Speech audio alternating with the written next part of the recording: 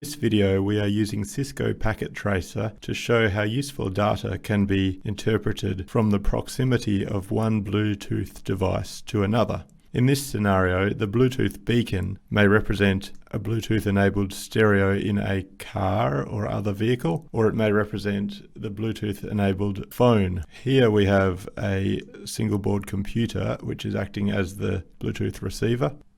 It has Bluetooth capabilities enabled, and if we look at the programming, it is designed to respond to a Bluetooth beacon's proximity by turning the LED on and counting the number of Bluetooth beacons that pass by.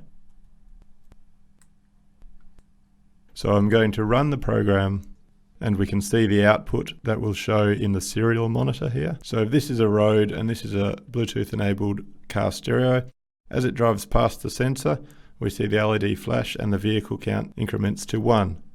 Comes back again. So if it passes anywhere within the range, it increments the counter.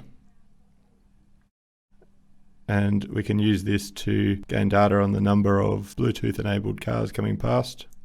We could also go further and make use of the fact that each beacon will have a unique ID and keep track of whether it is the same vehicle coming past or different ones.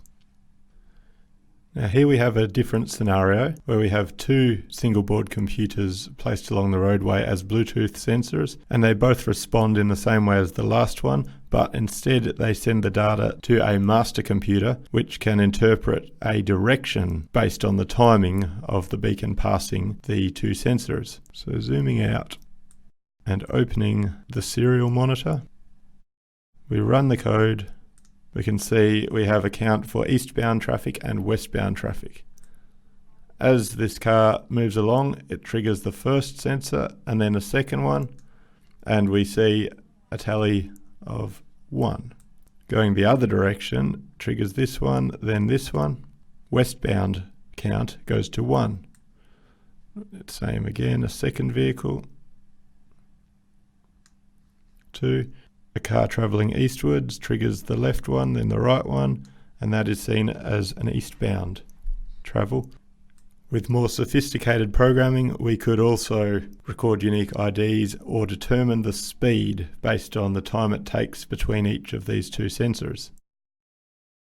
In this third scenario, we have a Bluetooth beacon in a room. It may be a smartphone, and we have 4 sensors for the Bluetooth around, all doing essentially the same thing as the last scenarios, where they activate the LEDs when the Bluetooth beacon is within proximity, but all 4 send that data to the master. So they have a range of Bluetooth coverage which is roughly half the distance of the room.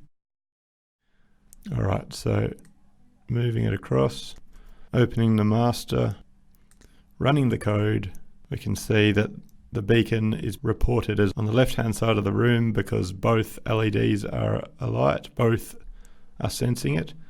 If we move into the center of the room, all 4 are sensing it. It can infer that it's in the center. It knows we're moving upwards because the top 2 are lit up, and it's in the corner of the room if it's only within range of the upper right sensor. The same functions could be performed with other wireless technologies, and it could make use of the signal strength of the beacon to infer the distance it is from the sensor, and combine this with others to give an even greater detail based on the simple information gained from the proximity of a wireless beacon.